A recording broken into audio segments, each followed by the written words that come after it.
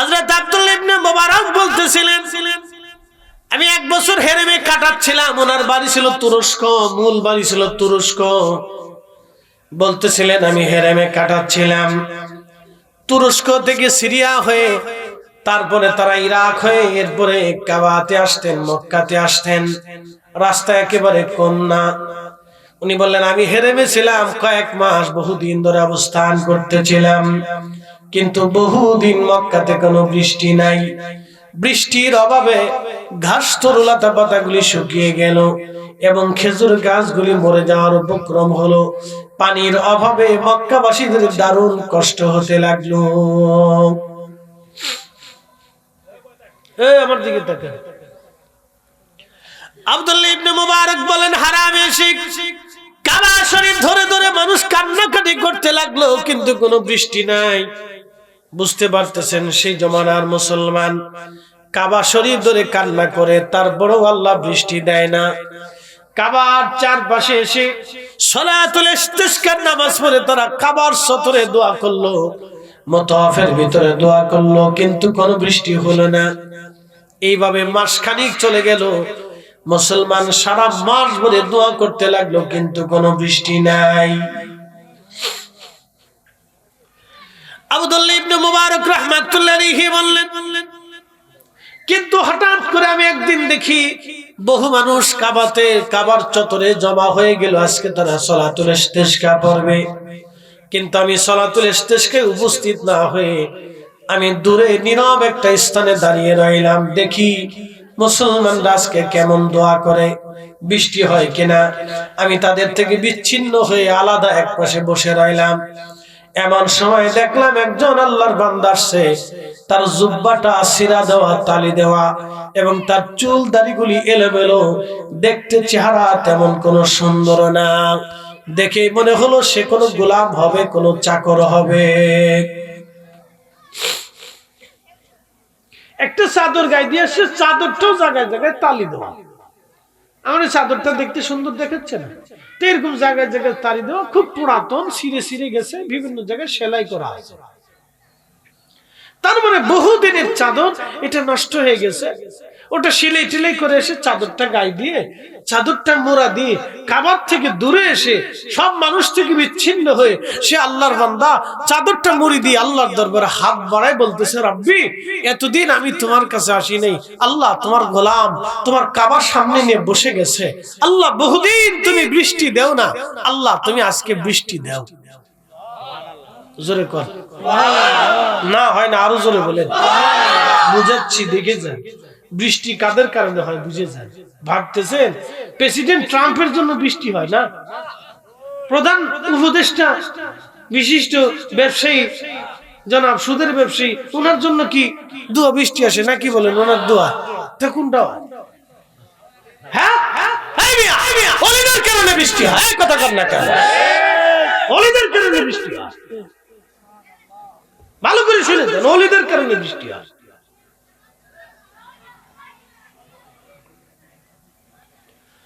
ভালো করে শুনে যাবেন হাজিরিন বন্ধুগণ, খুব মনোযোগের সাথে শুনে যাবেন।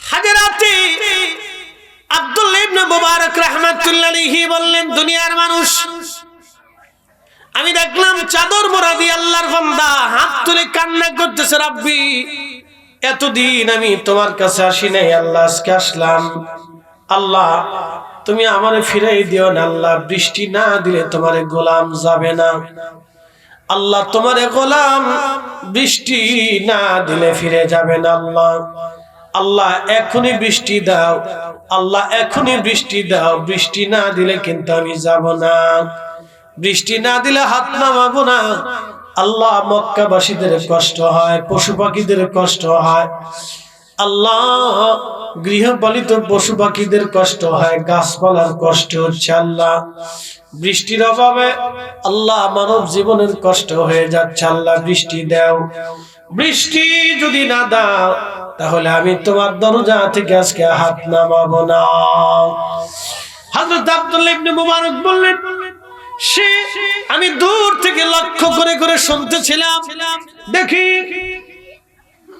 এই বাচ্চাদেরকে একটু সরে দেন। বুঝলাম না, ওরা খালি স্টেজের সার্ভিস যে ঘুরতেছে কে? ওদেরকে ওই ইয়াতে দোকানে পাঠাই দেন, 5 টাকা 10 টাকা করে দিয়ে দেন, ওর ওদিকে যাচ্ছে দিয়ে দেন। যার বাচ্চা তার কাছে রাখেন, রাত্রিবেলা বাচ্চা ছেড়ে দিয়ে না, এটা তো ভুল। আল্লাহ রাসূল বলছেন, আমার উম্মত, সন্ধ্যা নামার পরে তোমরা তোমাদের বাচ্চাদেরকে তোমাদের নিয়ন্ত্রণে রাখো। কারণ সন্ধ্যা নামার পরে আল্লাহ একটা বিশেষ জাতিকে পৃথিবীতে বিচরণের অনুমতি দেয়। বাচ্চাদেরকে পাইলে খেপাত করে ধরে নিয়ে চলে যাবে, নতুবা একটা ডিস্টার্ব করবে, নাহলে আহত করবে। বিশেষ একটা জাতিকে আল্লাহ দুনিয়াতে বিচরণের অনুমতি দেয়। আচ্ছা বলেন তো, সন্ধ্যা নামার পরে সমস্ত পাখি পক্ষী পশুরা তার নিয়ে তার ঘরে ফিরে আসার জন্য কিন্তু ব্যস্ত হয়ে যায়। সন্ধ্যা নামার পরে সমস্ত মানুষই তার নিজস্ব স্থানে ফিরে চলে আসার জন্য কি হয়ে যায়? ব্যস্ত হয়ে যায়। কারণ পশু পাখি, এই আপনার মানুষ, এই জাতির জন্য রাত না, এই রাত হলো তাদের জন্য বিশ্রামের। আর জিনদের জন্য আল্লাহ রাতটাকে উন্মুক্ত করে দিয়েছেন, তারা রাতে বিচরণ করে, দিনে তারা বিশ্রাম করে। এই জন্য নারীদের, মা বোনদেরকে বলবো, বাচ্চারা নিজের কাছে রাখেন, নিয়ন্ত্রণে রাখেন, ওটা ছেড়ে দিয়ে না। শেষে দুর্ঘটনায় পরে শেষে ইমাম সাহেব জ্বালাতন করবেন যে হুজুর দর্শে আপনি একটু হুদে দেন। অত জ্বালাতনের দরকার নেই, নিজেরটা নিজের কাছে রাখেন। পরে কান্নাকাটি করবেন, ডাক্তারের কাছে যাবেন, কবিরাজের কাছে যাবেন, এখানে যাবেন সেখানে, এত দরদারি কি আছে? ওটা যারটা নিজের কাছে রেখে দেন, ধরে নিয়ে কোলের ভিতরে বসে রাখে। বিটিটা বুঝে না, পরে শিক্ষার জন্য। একসাথে বলিন আল্লাহু আকবার। না, আমি মুসনাদ ইমাম আজমের হাদিস থেকে আপনাদেরকে শুনি, এটা আমার বানানো কিচ্ছা কোনো কথা না। মুসনাদ ইমাম আজমের হাদিস থেকে আপনাদেরকে হাদিসটা শুনে, আল্লাহ রাসূল বলছেন, সন্ধ্যা নামার পরে তোমরা তোমাদের বাচ্চাদেরকে নিজেদের নিয়ন্ত্রণে রাখো। কারণ আল্লাহ পৃথিবীতে একটা জাতিকে রাত্রিবেলা বিচরণের অনুমতি দিয়ে দেয়। ওদের টার্গেটে পড়ে গেলে কিন্তু বিপদ আছে, তখন আপনাদের কষ্ট দিবে, অনেক কষ্ট দিবে। এই জন্য নারীদেরকেও রাত্রিবেলা যেখানে সেখানে, সন্ধ্যাবেলা এই ফুল বাগানে যেখানে সেখানে, বাগানে রাস্তাঘাটে হাঁটা চলাফেরা করা নিষেধ আছে। প্রিয় উপস্থিতি হাজিরিন, অনবিডির একটু ডরাইব, দেখুন সব বাচ্চা লিয়ে গেছে। অনবিডির ডরাইব না, আমি আমার কথা বলি না, আল্লাহ রাসূলের কথা বলছি। বিডির এখন হুশ হইব যে হুজুর ঠিকই কইছি তো। হ্যাঁ, যার যারটা তার কাছে রাখেন, নিজের কাছে নিজের নিয়ন্ত্রণ রাখেন, নাহলে মাহফিলের ভিতরে পাঠাই দেন, ওটা বাইরে দেওয়ার দরকার নেই। প্রিয় উপস্থিতি হাজিরিন, ভালো করে শোনেন। আল্লাহর নবীজি আব্দুল্লাহ ইবনে মুবারক বললেন, আমি লক্ষ্য করলাম, আমি দেখলাম ওই আল্লাহর বান্দা সিরাজুব্বা, চুলদারি গুলি এলোমেলো, চেহারা তেমন কোনো ভালো না, গোলামির চিহ্ন দেখা যায়। দোয়া করতে লাগলো, চাদর মোড়া দিয়ে কাঁদতে লাগলো। আমি দূর থেকে তার দোয়াগুলি শুনতে লাগলাম। চিন্তা করলাম, দেখি আজকে কি হয়। ঠিক এমন সময় আমি দেখলাম আল্লাহর বান্দার দোয়া আল্লাহর আকাশে কবুল হয়ে গেল, আকাশে মেঘ জমে গেল, আজহার দ্বারা বৃষ্টি নামা শুরু হলো। বৃষ্টির ভিতরে সে হাঁটা শুরু করলো। আমি চিন্তা করলাম, আজকে এই লোকটাকে দেখতেই হবে। 1 মাস ধরে মক্কাবাসী কাবা ঘর ধরে দোয়া করে বৃষ্টি নামাইতে পারলো না, কিন্তু এই লোকটাকে চুল দাড়িগুলি এলোমেলো, পোশাক আশাক বিচ্ছিন্ন, তারপর তার দোয়া আল্লাহর দরবারে কবুল হয়ে গেল। ভালো করে শুনে রাখেন, মুসলমানের পোশাকে আল্লাহর কাছে কোনো মূল্য নাই। মুসলমানের মূল্য হলো তাকওয়া। মুসলমানের মূল্য হচ্ছে তাকওয়া, পোশাকে না। ফরিদ হিসেবে লেবাস যত সুন্দরী হোক, সাদা কাজ হবে না, বলে দিয়ে গেলাম।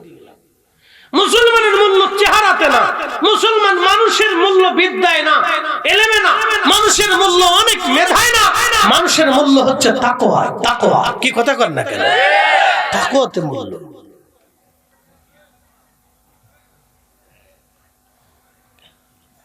হযরত আব্দুল্লাহ ইবনে মুবারক পৃথিবীর অন্যতম বিশ্ববিখ্যাত ফকিহ, এত বড় মুফতির সামনে একজন আল্লাহর মাজলুম বান্দা দোয়া করতেছে, দোয়া কবুল হয়ে গেল। তিনি আশ্চর্য হয়ে গেলেন, এটা আবার কেমন দোয়া, লোকটা আবার কেমন, দেখতে হবে তার পরিচয় কি। তিনি পিছে পিছে হাঁটতে লাগলেন, দেখলেন লোকটা একটা বাড়ির মধ্যে ঢুকে গেল। ওই বাড়ির দরজার সামনে এক মুরব্বী বসে আছে। সালাম দিলেন মুরব্বী, বাড়ির মালিক কে? বলে আমি। এখান দিয়ে একটা লোক হেঁটে চলে গেছে, জীর্ণ শীর্ণ পোশাক, চেহারা মলিন। বলে হ্যাঁ, সে কে? বলে আমার বাড়ির গোলাম। আমার বাড়ির গোলাম, চাকর। বলতেছে মুরব্বী, গোলামটাকে আমার কাছে বিক্রি করে দেন। আগে মানুষ বেচে কিনা হতো, ওই গোলামটাকে আমার কাছে বিক্রি করে দেন। মুরব্বী ডাক দেখে, না এই গোলাম আমি বিক্রি করব না, আরো অনেক গোলাম আছে, তোমার যেটা পছন্দ হয় সেটা নিয়ে যাও, কিন্তু এই গোলাম আমি বিক্রি করব না। এই গোলাম আমি যেই দিন থেকে কিনে আনছি সেই দিন থেকে আমার বাড়িতে খালি বরকত আর বরকত। আমি এই গোলাম বিক্রি করব না, অন্য গোলাম তুমি নিয়ে চলে যাও। তখন আব্দুল্লাহ ইবনে মুবারক বললেন, ও আল্লাহর বান্দা, আমার নাম আব্দুল্লাহ ইবনে মুবারক, আমি আবু সুফিয়ান সাউরি কাছ থেকে আমি এসেছি, হারাম থেকে আমি এসেছি। তখন ওই মুরব্বী বলেন, হ্যাঁ আমি আপনার নাম শুনেছি, আপনি জগৎ বিখ্যাত এত বড় আলেম, আমার দরজায় আসছেন। হুজুর আমি আপনার নাম শুনছি, আপনি পৃথিবী জুড়ে আলেম, আপনি আমার দরজাতে, আপনি আব্দুল্লাহ ইবনে মুবারক বলতে চান, আপনি দুনিয়া জুড়ে এত বড় আলেম, আমার দরজাতে আসছেন এক গোলামের জন্য। গোলামের যত গোলামের থেকে ভালো গোলাম তো আমার কাছে আছে। কেন আমার ভালোটার দরকার না, আমার ওটাই লাগবে। দাম কত? হুজুর আপনি আলেম, এত বড় আলেম আসছেন আমার কাছে একটা গোলাম নিতে, আপনার যা খুশি মন চাই দিয়ে নিয়ে চলে যান, অসুবিধা নেই। তবে গোলাম আমার খুব পছন্দের গোলাম, খুব আবেদ লোক, খুব জাহেদ মানুষ, খুব বুজুর্গ, সারা রাত আল্লাহর ইবাদতে কাটা। এটা আসার পর থেকে আমার বাড়ি বরকত, আপনি যেহেতু চাইছেন তো নিয়ে যান। তো কিনে গোলামকে সাথে করে নিয়ে রওনা দিছে। লিখেন, পথের মধ্যে আসার পরে নামাজের ওয়াক্ত যোহরের সময় হয়ে গেল। গোলাম ডাক দিয়ে বলল, হুজুর আপনি আমাকে কিনে আনছেন, এখন আমি আপনার গোলাম, আপনি আমার মনিব। তাহলে একটু কথা বলি, নামাজের সময় হয়েছে, সময় যদি দেন আমি নামাজটা আদায় করে নেই। আব্দুল্লাহ ইবনে মুবারক বলেন, হ্যাঁ চলো, আমরা দুইজনই নামাজ পড়ে নেব। আজ মসজিদের মধ্যে ঢুকে গেল। ঢুকে যাওয়ার পরে আব্দুল্লাহ ইবনে মুবারক রাহমাতুল্লাহ আলাইহি নামাজ পড়লেন, গোলামও নামাজ পড়ল। গোলাম ডাক দিয়ে বলল, মনিব কি জন্য আপনি আমাকে কিনেছেন? তখন আব্দুল্লাহ ইবনে মুবারক বললেন, বেটারে আমি তোমার হাকিকত জেনে ফেলেছি। কাবার চত্বরে বসে তুমি দোয়া করেছো, আল্লাহর আকাশ থেকে বৃষ্টি এসেছিল, কেউ দেখে নাই কিন্তু আমি দেখে ফেলেছি, কেউ শুনে নাই কিন্তু আমি শুনে ফেলেছি। বেটারে এই বিদ্যা তুমি কোথা থেকে পাইছো? ওই বিদ্যায় আমার দরকার। এতটা বছর ধরে আমি কোরআন হাদিস পড়াইলাম, কত মানুষকে আমি ফিকহের অবদান দিলাম, ফতোয়া দিলাম, কিন্তু এই বিদ্যা আমার কাছে নাই। বেটারে ওই বিদ্যাটাই আমার দরকার।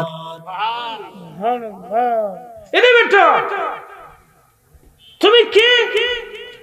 জীর্ণ শীর্ণ পোশাকে তুমি একজন গোলাম হওয়ার পরেও আল্লাহর আকাশের চাওয়ার সাথে বৃষ্টি এসে গেল, তোমার পরিচয়টা কি?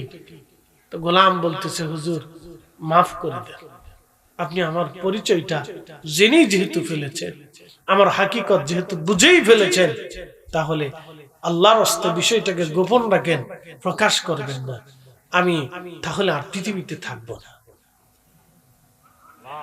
তো বলতেছে আব্দুল্লাহ ইবনে মুবারক বলতেছে, বেটারে আমার একটু সময় দাও, আমি তোমাকে কিনে আনছি। বলতেছে, হুজুর আপনি কি আপনার কাজের জন্য আমাকে কিনে আনছেন না এই জন্যই কিনে আনছেন? বলে, বেটারে আমি তোমাকে কিনে আনছি গোলামির জন্য না, তোমার কাছ থেকে ইলমটা আমি শিখতে চাচ্ছি। বেটা গোলামির জন্য কিনে আনি নাই, তোমার কাছে একটা ইলম আছে, এই ইলমটা আমি কেনার জন্য তোমাকে আনছি। বলতেছে, হুজুর এখন আমার পক্ষে সম্ভব না, আমার জন্য এটা নিষেধাজ্ঞা আছে, আমি দিতে পারবো না, আমাকে মাফ করে দেন। যেহেতু আপনি জেনেই ফেলেছেন, তাহলে আপনি আমাকে 2 রাকাত নামাজ পড়তে দেন, আমি একটু আল্লাহর সাথে কথা বলবো।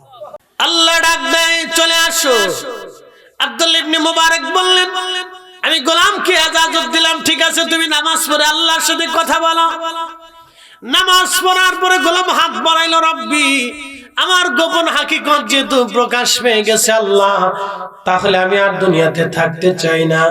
আল্লাহ তুমি আমাকে এখনই তোমার কাছে নিয়ে চলে যাও।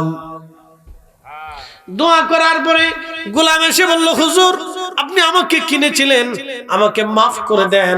আপনার কোনো হক আমি আদায় করতে পারি নাই, আপনার কোনো খেদমত আমি করতে পারি নাই, যেহেতু আমি আপনার গোলাম। আমি আপনার কোনো খেদমত করতে পারি নাই, আমাকে মাফ করে দেন, আমাকে ক্ষমা করে দেন গোলাম, আমাকে মাফ করে দেন। খোদার পক্ষ থেকে ইজাজত নিয়েছি, আল্লাহ আমাকে ডেকেছেন, আমি কিছুক্ষণ পরে আল্লাহর কাছে চলে যাব। আব্দুল্লাহ ইবনে মুবারক বলেন, বেটারে আমাকে একটু সময় দাও। বলে, না হুজুর আমার ভেদ প্রকাশ পেয়ে গেছে, আমি আর দুনিয়াতে থাকবো না, আমি চলে যাব আল্লাহর কাছে। কিছু সময় পরে আব্দুল্লাহ ইবনে মুবারক বললেন, মসজিদের বারান্দাতে সে শুয়ে পড়ল। শুয়ে পড়ার পরে কালেমা আর জিকির করতে করতে আল্লাহর বান্দা আল্লাহর কাছে চলে গেল আমার চোখের সামনে। একবার জোরে বলা যাবে কি আল্লাহু আকবার। তেলের গাড়ি তেলে চলে, হাওয়ার গাড়ি হাওয়ায় উড়ে, বিনা তেলে চালাই গাড়ি নবী সুলাইমান। আমরা সেই মুসলমান, আমরা সেই মুসলমান। ও নাগবাসী, নবীনগরবাসী,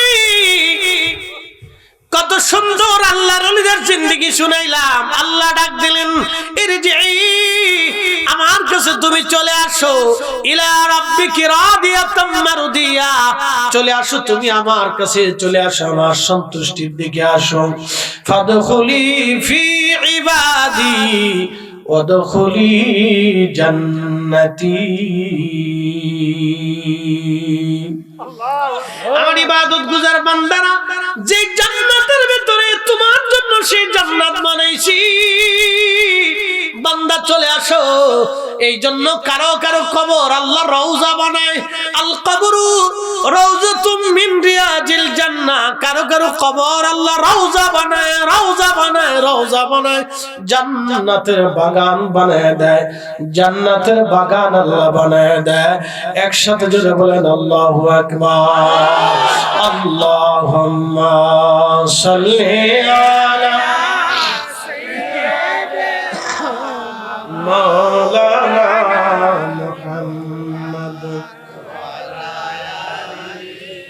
সাইয়্যিদিনা মাওলানা। উড়ে যাও রে মাহফিলের হাওয়া, যাও রে উড়ে মদিনা,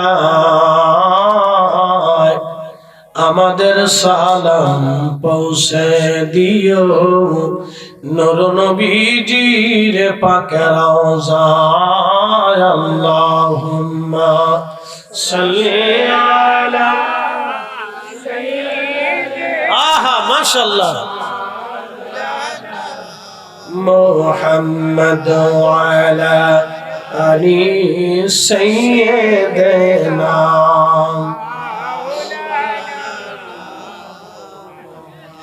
আল্লাহ বানাইলেন কত জাতি, এটা পরে পরে পরে ভাই। আল্লাহ বানাইলেন কত জাতি, হইল না তার প্রেম প্রীতি। কি কথা কর না, ঠিক আছে কিনা? আল্লাহ জিন বানাইলো, জিনদের সাথে আল্লাহর প্রেম হলো না, কারণ জিনেরা উগ্র, আগুন দিয়ে বানানোর কারণে তারা উগ্র মেজাজের। আল্লাহ ফেরেশতা বানাইলেন, ফেরেশতাদের সাথে আল্লাহর প্রেম হলো না। বলে কেমনে প্রেম হবে? ফেরেশতাদেরকে আল্লাহ কাম, ক্রোধ, লোভ, মোহ, হিংসা, কামনা, বাসনা, রিয়া আশা আকাঙ্ক্ষা এইগুলি আল্লাহ ফেরেশতাদেরকে দেন নাই, যার কারণে ফেরেশতাদের সাথেও প্রেম হলো না। আল্লাহ কত প্রাণী বানাইলেন, কোন প্রাণীর সাথে আল্লাহর প্রেম হলো না। আল্লাহর প্রেম হয়েছে এই মানব জাতির সাথে। এই জন্য মানবের ভিতরে আল্লাহ সাহাবী পাঠাইলেন, তাবি দিলেন, তাবিন দিলেন, হাসান বসরি দিলেন, রাবিয়া বসরি দিলেন, হুজুর গাউসে পাক দিলেন, খাজা বাবা আজমিরি দিলেন, 360 আউলিয়া দিলেন, মুজাদ্দিদ আল-ফসানি হিন্দি দিলেন, বাকি বিল্লাহ দিলেন। এই মানবের ভিতরে আল্লাহ ওলি দিলেন। ইমামুল আযম আবু হানিফা দিলেন, ইমাম শাফি দিলেন, ইমাম মালিক দিলেন, ইমাম হাম্বলি দিলেন। কি কথা কন না কেন? আল্লাহ বানাইলেন কত জাতি,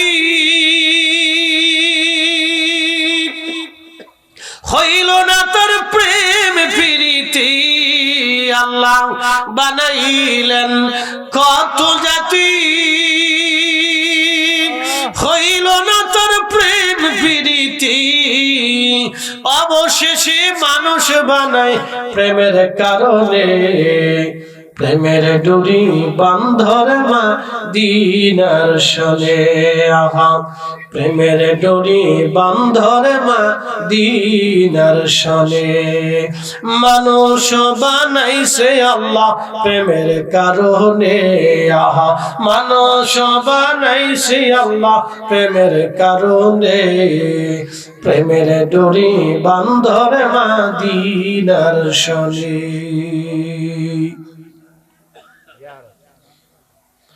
ও হাজিরিন, নোয়াগাঁওবাসী, এই জন্য অবশ্যই আমরা কবরে চলে যাব। কবরে তো আল্লাহ আমাদেরকে নিয়ে চলে যাবেন, ফিরে থাকার আর কোনো সুযোগ আমাদের নাই।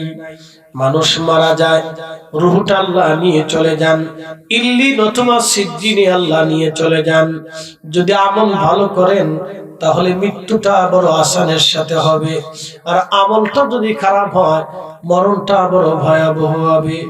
আহা, বড় কঠিন হবে। নবীজি আম্মা জান আয়েশাকে বলেন, আয়েশা রে, তুমি কি জানো মানুষের জীবনের কঠিন সময় কখন? আম্মা জান বলেন, আল্লাহু ওয়া রাসূলুহু আলাম, আল্লাহ জানে, নবী জানে। একসাথে বলবেন না মারহাবা? কে জানে? আল্লাহ জানে, নবী জানে। জোরে বলেন, কে জানে? আল্লাহ জানে, নবী জানে। সাহাবীরা বলল, আল্লাহু ওয়া রাসূলুহু আলাম, আল্লাহ জানে, নবী জানে। আল্লাহ জানে, নবী জানে। আমরা সুন্নিরা মানি আল্লাহ জানে, নবী জানে। আল্লাহর পরে যিনি জানে তিনি আমাদের নবী। কি কথা কন না কেন? ঠিক কিনা? সোয়া লক্ষ সাহাবী জানতেন আল্লাহু রাসূলুহু আলাম, আল্লাহ জানে, নবী জানে। আল্লাহ জানে, নবী জানে। আম্মা জান বলেন, আল্লাহু ওয়া রাসূলুহু আলাম, আল্লাহ জানে, নবী জানে। ইয়া রাসূলুল্লাহ, আপনি এবং আপনার রব জানে। নবী বলেন, আয়েশা রে, মানুষ যখন মারা যায়, যখন তারে কবরের দিকে নিয়ে যাওয়া হয়, কবরের দিকে নিয়ে যাওয়ার সময় ওই মানুষটা রূহ কাঁদে, সন্তানরা রে, আর বেশি দেরি করলা না তোমরা। 60টা বছর তোমাদের সাথে কাটাইলাম, সুখে দুঃখে একসাথে চললাম। বেটারা রে, আজকে আমাকে এত তাড়াতাড়ি কবরে দিচ্ছ। রূহটা কাঁদে, গোসল করানোর সময় কাঁদে, কবর খনন করার সময় কাঁদে। যখন কাঁধে করে মানুষ তারে কবরে নিয়ে যায়, ওই রূহটা চিৎকার মেরে মেরে কাঁদে, সন্তানরা রে, এত তাড়াতাড়ি তোমরা আমাকে নিয়ে আসতেছো, একটু দেরি করলা না। দেখেন ভাই আমার, যত তাড়াতাড়ি সম্ভব মানুষ মারা যাওয়ার পরে কবরে দিয়ে দেয়। আমি হতে পারি, আপনিও হতে পারেন। আজকে রাত্রে যদি মারা যান, কালকে সন্ধ্যা লাগার আগে আপনাকে কবরে পাঠানো হবে। আহা, কবরে পাঠানো হবে। নবীজি বললেন, উম্মতরা রে, এই সময়টা বড় কঠিন সময় হয়ে যাবে, বড় ভয়াবহ হবে তোমার জন্য। কবরে যখন নিয়ে যাওয়া হয়, সমস্ত মানুষ চারপাশে দাঁড়িয়ে থাকে। দুইজন মানুষ কবরের মধ্যে নামে। দুইজন মানুষ কবরের ভিতরে নামার পরে রূহ মনে করে দুইজন বুঝি আমার সাথে কবরে আমার সঙ্গী হয়ে যাবে। যখন এই দুইজন উঠে চলে আসে, তখন রূহটা চিৎকার মেরে মেরে কাঁদে, সন্তানরা রে, সবাই আমাকে ভুলে গেলা, আজকে এমন একটা জগতে আমাকে একা রেখে চলে আসছো। কেউ আজ আর আমার সঙ্গী নাই। তখন সমস্ত মানুষগুলি কবরের কাছ থেকে চলে আসে, কিন্তু আল্লাহর নবী বলেন, উম্মত তোমরা তোমার ভাইয়ের কবরের পাশে দাঁড়ায় থাকো। কত সময় তুমি দাঁড়াবা? একটা উট জবাই দেওয়ার পরে ওই উটটা গোশত বানাইয়া বন্টন করা পর্যন্ত যত সময় লাগে, তত সময় তোমার ভাইয়ের কবরের পাশে দাঁড়ায় দাঁড়ায় দোয়া করতে থাকো। ইস্তাগফিরু লাকিকুম, তোমরা তোমার ভাইয়ের জন্য দোয়া করো, ক্ষমা প্রার্থনা করো। কেননা কিছু সময় পরে মুনকার নেকির তার কবরে আসবে সওয়াল জবাব করার জন্য। ওই সওয়াল জবাব যদি প্রথম তার সহজ হয়ে যায়, সেই জন্য তোমার ভাইয়ের কবরের পাশে দাঁড়াও। কবর হচ্ছে আখিরাতের প্রথম ইমিগ্রেশন। এইখানে 3টা প্রশ্নের জবাব যদি দিতে পারেন তাহলে বাকি রাস্তাগুলি সহজ হয়ে যাবে। আর 3টা প্রশ্নের জবাব যদি দিতে না পারেন বাকি রাস্তাগুলি বড় ভয়াবহ হয়ে যাবে। ও আদম রে, পাক ধরিয়া গেছে দাড়ি, দন্ত বসে গুটা চারি, সমন জারি গিয়াছে করিয়ারে সোনার আদম, জিন্দেগি তোর যাই ফাঁকি দিয়া, জিন্দেগি তোর যাই রে ফাঁকি দিয়া রে সোনার আদম, জিন্দেগি তোর যাই ফাঁকি দিয়া। নগাঁওবাসী কবরে সবাই রেখে চলে আসবে। আহা, সেই দিন কেউ কারো আপন হবে না। দেখবেন বন্ধুরা ওই বাজারে যাইয়া, নোয়াগাঁও বাজারের ভিতরে যাইয়া তারা ওই বিড়ি পান চাটা খাবে, গল্প গুজব করবে আর বলবে আহারে লোকটা ভালো ছিল। কেউ সমালোচনা করবে, কেউ তার মন্দ দিক তুলে ধরবে, কেউ তার ভালো দিক তুলে ধরবে। বন্ধু আমার, সন্তানরা কাঁদবে, 3 দিন পর্যন্ত শোক পালন করবে। 3 দিন পরে আস্তে আস্তে তারা ভুলে যাবে। কারণ ভুলে যদি না যায় তাহলে মানুষ এই দুঃখ বেদনা নিয়ে মারা যাবে। আস্তে আস্তে তারাও ভুলে যাবে, স্ত্রীও ভুলে যাবে, জীবনের প্রয়োজনে বিবিও হয়তো একদিন আপনাকে ভুলে থাকবে। কিন্তু যদি মা দুনিয়াতে থাকে, এই মাটা সহজে ভুলতে পারে না। কারণ মায়ের পেটের ভিতর থেকে আল্লাহ আপনাকে বানিয়েছিল। আপনার গা কাপড় ধরে, বিছানা ধরে, আপনার পোশাক ধরে, আপনার রুমের কাছে যে আপনার ঘর ধরে, আপনার কবরের দিকে তাকায় মা কাঁদতে থাকে। মা কখনো সন্তানটাকে ভুলতে পারে না, মা কখনো সন্তানটাকে ভুলতে পারে না। মা কাঁদতে থাকে, মা কবরের দূরে দাঁড়ায় কাঁদে, মা কখনো ভুলতে পারে না, মা কাঁদতে থাকে। নগাঁওবাসী খুব মনোযোগের সাথে শুনবেন, আল্লাহর নবী বলেন কবরের পাশে দাঁড়াও, তোমার ভাইয়ের কবরের পাশে দাঁড়াও। আল্লাহর নবী বলেন নাহাইতুকুম আন জিয়ারাতিল কবর, কবর জিয়ারত তোমাদের জন্য নিষেধাজ্ঞা ছিল, নিষেধ করে দিয়েছিলাম। আলা ফাজুরুহা, তোমরা কবর জিয়ারত করতে থাকো। কারণ কবরের পাশে দাঁড়াইলে তোমাদের 2টা জিনিস লাভ হবে, কিয়ামতের কথা মনে হয়ে যাবে। 2 নম্বর, তোমাদের দিল যদি পাথরের মতো শক্ত হয়ে যায়, মোমের মতো নরম হয়ে যাবে। ও হাজিরিন, কবরের পাশে দাঁড়ান। সর্বশেষ ব্যক্তিটা কবর থেকে চলে আসবে। সবার পরে যিনি কবর থেকে চলে আসবে, সবার শেষে যিনি কবর থেকে চলে আসবেন, তিনি 40 কদম চলে আসার পরে মুনকার নেকির বিকট আকৃতি নিয়ে আপনার কবরে দাঁড়িয়ে যাবে। মুনকার নেকির বিকট আকৃতি নিয়ে কবরে দাঁড়াবে। কিন্তু ভয় নাই ওই ব্যক্তির, যে ব্যক্তিকে আল্লাহ ডেকে নাই, ইরজিই, তুমি আমার সন্তুষ্টির দিকে চলে আসো, ওই ব্যক্তির ভয় নাই।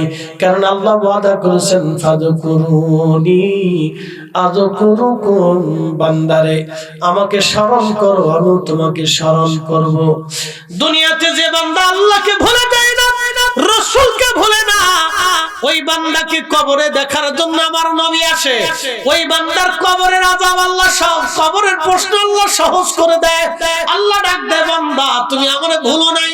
আজকে কঠিন দিনে তোমার সন্তানরা চলে গেছে, তোমার স্ত্রী চলে গেছে, তোমার প্রিয়জনরা চলে গেছে, শুভাকাঙ্ক্ষীরা চলে গেছে, আত্মীয়-স্বজনরা চলে গেছে, তোমাকে একা ছেড়ে কবরে রেখে চলে গেল। কিন্তু আমি আল্লাহ তোমাকে ভুলি নাই, কারণ আমি ওয়াদা করেছিলাম তুমি যদি আমাকে না ভুলো আমিও তোমাকে ভুলবো না। বান্দারে, দুনিয়াতে তুমি আমি আল্লাহকে ভুলো নাই, আজকে আমি আল্লাহ তোমাকে ভুলবো না। আজকে আল্লাহ পাক ওই কবরের ভিতরে আপনার প্রশ্নের জবাবটা সহজ করে দিবে। মুনকার নেকিরের আকৃতি নরম ভাবে আসবে, সুন্দর চেহারা নিয়ে দাঁড়িয়ে যাবে। মার রাব্বুকা ওয়া মা দীনুকা মা কুনতা তাকুলু ফি হাক্কি হাযার রাজুল। কবরের ভিতরে আল্লাহর বান্দা আবার নবীকে দেখতে পায়, নবী চিনতে পারবে। একবার জোরে বলা যাবে কি মারহাবা।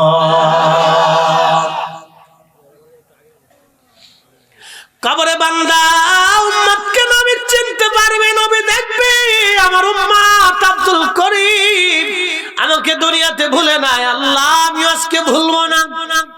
একসাথে বলবেন আল্লাহু আকবার। না না, নবী ভুলবে না। আল্লামা ইমাম সুয়ুতি আল্লাহ হাবিলিল ফতোয়া আলা যিকরি হায়াতিল আম্বিয়া এই রাসালার ভিতরে তিনি অনেক দলিল আদিল্লা দিয়ে বলছেন আমার নবী ইন্তেকাল করেছেন কিন্তু রওজা শরীফে জিন্দা আছেন।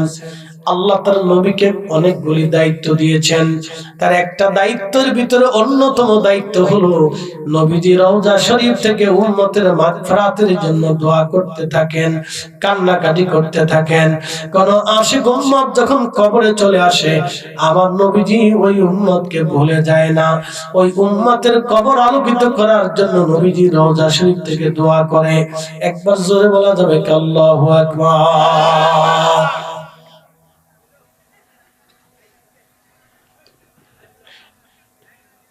मैं कब्र अंधेरी में घबराऊंगा जब तन्हा, मैं कब्र अंधेरी में घबराऊंगा जब तन्हा, इमदाद मेरी करने आज़ान रसूल अल्लाह, इमदाद मेरी करने आज़ान रसूल अल्लाह, रोशन मेरी तुर्बत को लिल्लाह जरा करुणा, जब वक्त न जा आए आका दीदार आता करुणा, दीदार आता करुणा। ए शब्द गंबद वाले मंजूर दुआ करुणा, जब वक्त न जा आए आका दीदार आता करना, दीदार आता करना।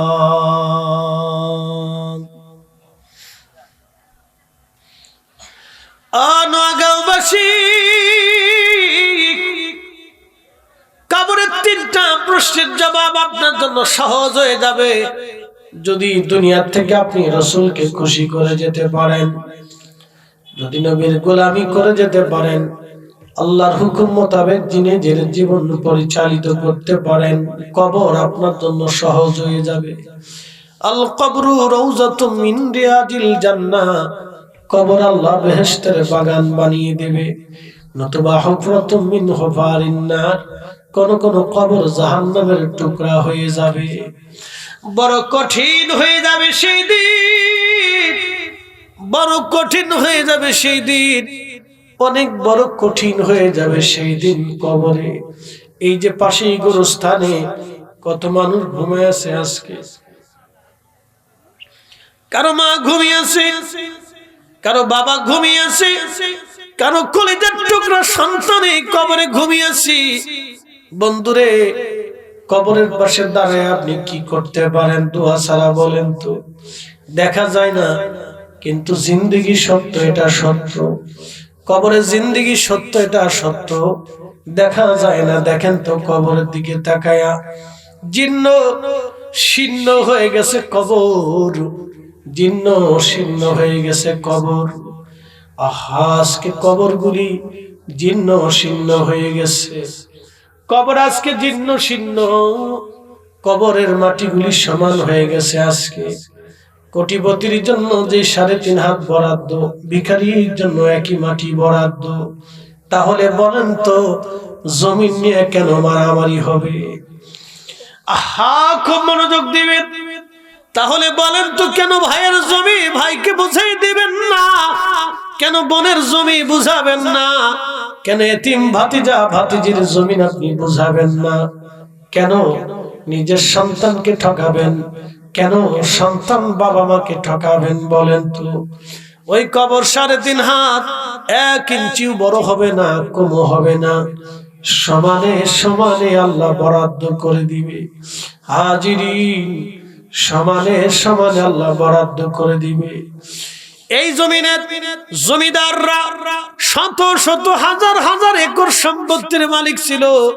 যেদিকে তাকাইতো শুধু জমিন আর জমিন, যেদিকে তাকাইতো জমিন আর জমিন। আজকে দেখেন তাদের বিরাট বড় জমিদারি বাড়ির মধ্যে চামচিকে ঘুরে, তেলা বোকায় ঘুরে, সাপ বিচ্ছুর আবাস হয়ে গেছে। শিয়াল কুকুররা তাদের বাড়িতে বসবাস করে। কোলাহল আজকে নাই, মানুষও নাই, বিচারের সালিশও নাই।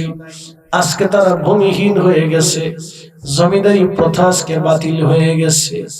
কোটি কোটি টাকার সম্পদগুলি মুহূর্তেই তাদের শেষ হয়ে গেছে।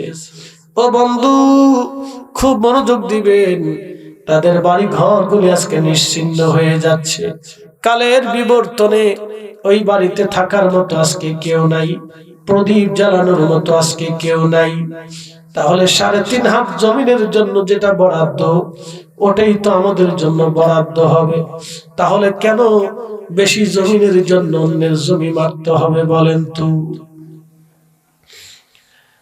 আহা, 3টি টুকরো কাফনের কাপড় বরাদ্দ, এর বেশি আপনি পাবেন না। নারী সমাজ, যত হাজার কোটি টাকার মালিক আপনি হন না কেন, মাত্র 5টা কাফনের কাপড়ের টুকরা বরাদ্দ, 1 ইঞ্চিও আপনার জন্য বেশি হবে না। যত সোনা দানাই থাকুক না কেন বেশি হবে না। যত বেশি সম্পদের মালিক হন না কেন 5 টুকরার বেশি হবে না। ও নারীরা, তাহলে বলেন তো শাশুড়ির ঘর থেকে কেন বের করার চিন্তা মগজে আসবে? তাহলে কেন শ্বশুরকে খাবার না দেওয়ার চিন্তা মগজে আসবে? তাহলে প্রতিবেশীর সাথে ঝগড়ার চিন্তা কেন মগজে আসবে? তাহলে স্বামীর হক নষ্ট করার চিন্তা কেন মগজে আসবে?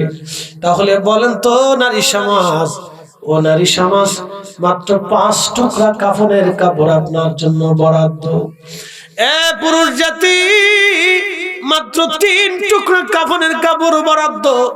এই কাফনের কাপড়ের জন্য আপনি লড়াই করতেছেন সারা জীবন। মাত্র 3 টুকরা, 1 টুকরাও বেশি হবে না। হাজার হাজার কোটি টাকা ব্যাংকে থাকলেও কাজ হবে না। মাত্র 3 টুকরা কাফনের কাপড় বরাদ্দ। বেশি সময় দুনিয়াতে আপনাকে রাখা যাবে না। অবশ্যই আপনাকে কবরে বিদায় জানানো হবে, অবশ্যই আপনাকে কবরে বিদায় জানানো হবে। ও আদম রে, কামিনের ওই কোলেতে কাল ঘুমেতে রইলি তুই, সারা নিশি কাটাইলি তুই ঘুমাইয়া ঘুমাইয়া রে সোনার আদম। জিন্দগি তোর যাই ফাঁকি দিয়া, জিন্দগি তোর যাই রে ফাঁকি দিয়া রে সোনার আদম। জিন্দেগি তোর যায় ফাঁকি দিয়া। নোয়াগাঁওবাসী খুবই মনোযোগের সাথে কথাগুলি শুনবেন। এই কবর আর জীবনে কত হাজার কত শত বছর আমাদের অবস্থান করতে হবে আমরা তাও জানি না, কতদিন এই কবরে থাকতে হবে আমরা তাও জানি না। এমন গোরস্থানের মাহফিল আমি করেছি 500 বছর আগের গোরস্থান, 500 বছর ধরে সেই গোরস্থান এখনো চলমান। হাজার হাজার মানুষের কবর ওই গোরস্থানের ভিতরে আছে। কিন্তু বলেন তো 500 বছর আগে যারা কবরে দেয়া হলো, এই বাংলাদেশে ব্রাহ্মণবাড়িয়ার নবীনগরে 500 বছর আগে যারা কবরে দেয়া হলো, তাদের বহু মানুষের কবর আজকে নিশ্চিহ্ন হয়ে গেছে, কালের বিবর্তনে হারিয়ে গেছে। কারো কবরের উপর দিয়ে রাস্তা হয়েছে, কারো কবরের উপর দিয়ে বাড়ি উঠেছে, কারো কবর পুকুর হয়ে গেছে, কারো কবর নালা হয়ে গেছে, কারো কবরের উপরে বাথরুম হয়ে গেছে। কারণ গোরস্থানে মাটি না দিলে যেখানে সেখানে কবর দিলেই কবরগুলির অস্তিত্ব হারিয়ে চলে যায়, ঠিকানা খুঁজে পাওয়া যায় না। অথচ তারও একদিন জমিনের উপর থেকে বড় বড়াই করত, অহংকার করত।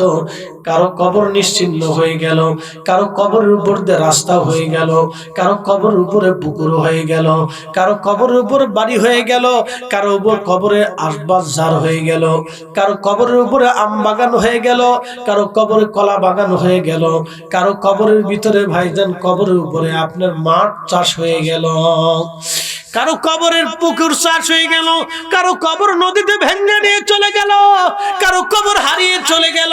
তাহলে লাভ কি দুনিয়াতে অন্যের জমি মেরে দেওয়া? তাহলে লাভ কি দুনিয়াতে সুদের কারবারি করা? তাহলে লাভ কি দুনিয়াতে ঘুষ খাইয়া অন্যের চোখের পানি ঝরানো? তাহলে লাভ কি অন্যায় বিচার করে অন্য মানুষের চোখের পানি ঝরানো? তাহলে লাভ কি মিথ্যা মামলা দিয়ে অন্যকে কষ্ট দেওয়া? তাহলে লাভ কি আহা অন্যায় বিচার করে মিথ্যা সাক্ষী দিয়ে অন্যকে সাজা দিয়ে কষ্ট দেওয়া? তাহলে কি লাভ হবে বলেন? কোনো লাভ নাই, কোনো লাভ নাই। কারণ আল্লাহর আদালতে দাঁড়াইতে হবে সবাইকে আমাদের। আল্লাহর ইসরাফিল সিংহে ফুৎকার দিবেন, সিংহে যখন ফুৎকার আসবে, সিংহে ফুৎকার আসার সাথে সাথে আল্লাহ পাক ডাক দেবে, ইজাস সামাউ ফাতারাত, আসমান ভেঙে ভেঙে পড়বে, ওয়া ইদাল কাওয়াকিবু তাসারাত, নক্ষত্র ভেঙে ভেঙে পড়বে, ওয়া ইদাল বিহারু ফুজ্জিরাত, সমুদ্রগুলি উদ্বেলিত হয়ে যাবে, আহা ওয়া ইদাল কুবুর বুসিরাত, যে যেখানে কবর দেওয়া হয়েছিল সেখান থেকে উঠে হাসরের ময়দানের দিকে আল্লাহর দিকে দৌড়াইতে থাকবে। আমার রব আল্লাহ বলেন, ইয়াউমা ইয়াকুনুন নাসু কাল ফারাশিল মাবসুস, সেই দিন মানুষ বিক্ষিপ্ত পতঙ্গের মতো ছোটাছুটি করবে, দৌড়াদৌড়ি করবে। আহা কেউ কারো দিকে তাকাবে না। নবী বলেন, আয়েশা রে, কেউ কারো চেহারার দিকে তাকানোর সময় পাবে না, সবাই সেই দিন বস্ত্রহীন। অন্য এক মহিলা সাহাবী বলেন, ইয়া রাসূলুল্লাহ, নারীরাও কি বস্ত্রহীন থাকবে? নবী বললেন, হ্যাঁ, নারীরাও বস্ত্রহীন থাকবে। তাহলে তো নারীদের জন্য লজ্জার কারণ হবে। নবীজি ডাক দিয়ে বলেন, আয়েশা রে, এক নারী পুরুষের দিকে, পুরুষ নারীর দিকে তাকানোর মতো কোনো সময় সেই দিন পাবে না। কারণ সবাই সেই দিন পেরেশান হয়ে যাবে। 3 জায়গা কেউ কারো পরিচয় দিবে না, বন্ধু বান্ধবের খবরই থাকবে না। আহা যেই শায়েকের কথা শুনে আল্লাহ রাসূলের ইজ্জতের চাদরে হাত দিয়েছিলেন, ওরে হারিকেন ধরে খুঁজো, কিয়ামতের ময়দানে খুঁজে পাবেন না। যারে পাবেন তিনি নবী। আল্লাহর নবী বলেন, উম্মত 3 জায়গায় কেউ কারো কথা মনে রাখবে না। মা সন্তান ভুলে যাবে, সন্তান মা ভুলে যাবে, বাবা সন্তান ভুলে যাবে, সন্তান বাবা ভুলে যাবে। 1 নম্বর মিজানের পাল্লা যখন কায়েম হয়ে যাবে, তখন সবাই পায়, কার গুনার পাল্লা ভারী হয়ে যায়, সবাই চিন্তায়। কারণ 60 বছরের জীবনে 20 বছর ঘুমায় ঘুমায় কাটাইলেন। মানুষ 8 ঘন্টা সুস্থতার জন্য ঘুমাইতে হয়। বেশি ঘুমাইলেও শরীর অসুস্থ হয়, কম ঘুমাইলেও শরীর অসুস্থ হয়। এই জন্য ঘুম আল্লাহর পক্ষ থেকে নিয়ামত। মানুষ সুস্থতার জন্য 8 ঘন্টা ঘুমাইতে হয়। 24 ঘন্টায় দিন ও রাতের 8 ঘন্টায় যদি ঘুমে ঘুমে চলে যায়, 60 বছর যদি হায়াত পান, তাহলে 20 বছর চলে যায় ঘুমে ঘুমে, বাকি 40 বছর থাকে। এই 40 বছরের সংসার, স্ত্রী, পুত্র, পরিজন, বাকি 40 বছরের 12 বছর চলে যায় আপনার শিশু এবং কৈশোরের আনন্দ ঘনায়। বাকি জিন্দেগীর অল্প সময় আপনি আল্লাহর ইবাদত করেন, অল্প সময় আমার রাসূলের মহব্বত করেন। এই সামান্য সময় দিয়া কি করে আল্লাহর দরবারে মিজানের পাল্লা নেকি দিয়ে ভারী করতে চান বলেন তো? সেদিন কোন চেহারা নিয়ে আল্লাহর সামনে দাঁড়াবেন? সেদিন কোন চেহারা নিয়ে আমার রাসূলের সামনে দাঁড়াবেন? সেই দিন নবীর সামনে দাঁড়াবেন কোন চেহারা নিয়ে? কিন্তু নবী ডাক দেবেন, উম্মত রে, 3 জায়গায় প্রথমত মিজানের পাল্লা মা সন্তান বলে যাবে, সন্তান মা বলে যাবে, কেউ কারো দিকে তাকানোর সময় পাবে না, সবাই পেরেশান। আজ আমার কি নেকের পাল্লা হালকা হয়ে যায় কিনা সবাই চিন্তিত। নবী ডাক দিয়ে বলেন, উম্মত, ওই সময় মিজানের পাল্লা আমি আমার উম্মতের আমলনামার দিকে তাকায় দাঁড়ায় থাকবো। আজকে উম্মতের আমলনামা ভারী হয় না, গুনার পাল্লা ভারী হয়ে যায়।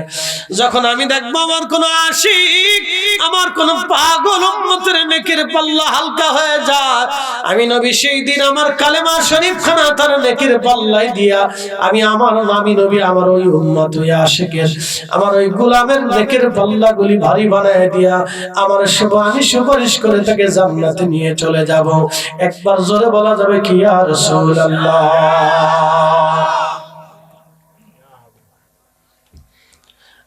নবীনগরবাসী, আল্লাহর নবী বলেন 2 নাম্বার, ডান হাতে বাম হাতে আমলনামা দেওয়ার সময় মানুষ চিন্তিত হয়ে যাবে, কেউ কারো খবর সেই দিন নেবে না, কিন্তু আমি নবী সেই সময় তোমাদের জন্য দাঁড়িয়ে থাকবো। 3 নম্বর, হাউজে কাউসার। 3 নম্বর, ফুলসিরাতের ঘাটে কেউ কারো কথা মনে রাখবে না, কেউ বিদ্যুৎ গতিতে পার হয়ে চলে যাবে, কেউ ঘোর দৌড়ে যেইভাবে দ্রুত গতিতে পার হয়ে যাবে, কেউ উট যেইভাবে দৌড়ায় সেইভাবে পার হয়ে যাবে, কেউ হেঁটে হেঁটে পার হবে, কেউ আবার একটু পার হবে, একটু দাঁড়াবে, আবার বসবে, কেউ হামাগুড়ি দিয়ে দিয়ে কোন রকম পার হতে থাকবে। এইভাবে হাজার হাজার বছর পার হয়ে যাবে। ওই ফুলসিরাতের ঘাটে সবাই সবাইকে বলে যাবে, সন্তান মা বলে যাবে, মা সন্তান বলে যাবে। সেই দিন কেউ কারো কথা মনে রাখবে না। ও নবীনগরবাসী, তাহলে বলে দিয়ে যায়, সন্তানের জন্য কোনোদিন সুদের টাকা রেখে যাবেন না, সন্তানের জন্য কোনোদিন ঘুষের টাকা রেখে যাবেন না, সন্তানের জন্য কোনোদিন অন্যায় করে অন্যের জমি মেরে দেওয়া টাকা রেখে যাবেন না, সন্তানের জন্য অন্যের মাথায় বাড়ি দেওয়া সম্পদ রেখে যাবেন না, সন্তানের জন্য অন্যের হক নষ্ট করে সন্তানকে ধনী বানায় রেখে যাবেন না। কারণ সন্তানের জন্য যাহা রিজিক বরাদ্দ আল্লাহ তাহা বরাদ্দই করে দিয়েছে, আপনি তার জন্য অতিরিক্ত রেখে চলে যাবেন, ওই কিয়ামতের ময়দানে সন্তান আপনার গুনাহের জিম্মাদারি নেবে না। এই বোকাগুলি যারা অন্যের সম্পদ মেরে দিয়ে সন্তানের জন্য রেখে যায়, তারা অনেক বড় বোকা। যাকাত না দিয়ে সম্পদ বাড়ায়া সম্পদ সন্তানের জন্য জমা করে যায়।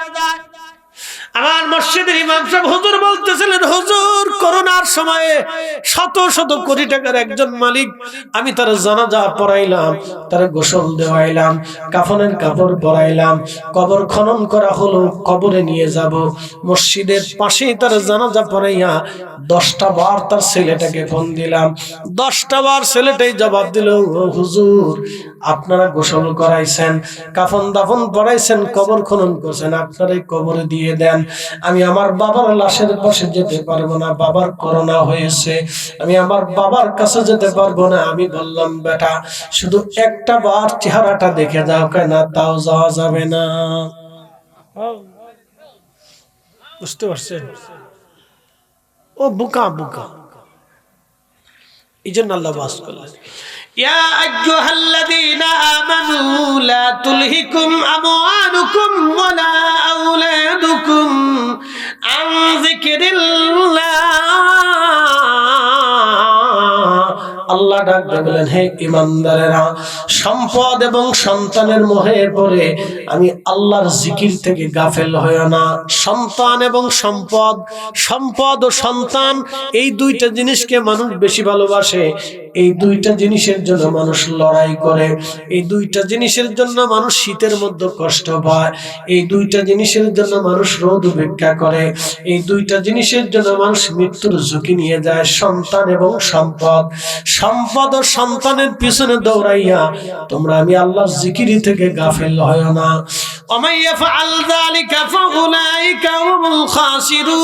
আল্লাহ ডাক দিয়ে বলেন, বান্দারে যদি সম্পদ ও সন্তানের মোহে পড়ে আমার জিকির থেকে তুমি গাফেল হয়ে যাও বান্দা, এমন ক্ষতিগ্রস্ত হওয়া যে ক্ষতি আর পোষানো যাবে না। নোয়াগাঁওবাসী ও মা বোনেরা, সন্তানের জন্য হারাম সম্পদ রেখে যাবেন না, সন্তানের জন্য হারাম রেখে যাবেন না, হারাম উপার্জন করে স্ত্রীকে খুশি করবেন না। যদি স্ত্রী চলে যায় যা কোনো অসুবিধা নাই, কারণ কবরে আপনার স্ত্রী যাবে না, হাসরের ময়দানে আপনার স্ত্রী আপন হবে না। ওই কবরে, ওই মিজানে, ওই হাসরে, ফুলসিরাতে, ওই হাউজে কাউসারে, ওই মিজানে ডান হাতে বাম হাতে আমলনামাতে, ওই ফুলসিরাতে যিনি আপনার আপন, তিনি রাহমাতুল লিল আলামিন, রাহমাতুল লিল আলামিন, রাহমাতুল লিল আলামিন। নবীনগরবাসী গোলামি করলে ওই নবীর গোলামি করে যান, ভালোবাসলে ওই নবীকে ভালোবাসে যান, মহাব্বত করলে ওই নবীকে মহাব্বত করে যান, জীবন দিতে হলে নবীর জন্যই জীবন দিয়ে যান, কারো আদর্শ দিলে ওই নবীর আদর্শই নিজের জীবনে বাস্তবায়ন করে যান, কারো গান গাইলে ওই নবীর গান গেয়ে যান, কারো মত নিলে ওই নবীর মত নিয়ে যান, কারো দল করলে ওই নবীর দলই করে যান। আল্লাহ আমরারে তৌফিক দান করুন, জোরে বলেন আমিন। হে রাসূল তোমায় ভালোবাসি, অন্তরে শুধু মুখে নয়, জান্নাতের আশায় নয় হে রাসূল, জাহান্নামকে ডরি না। তোমায়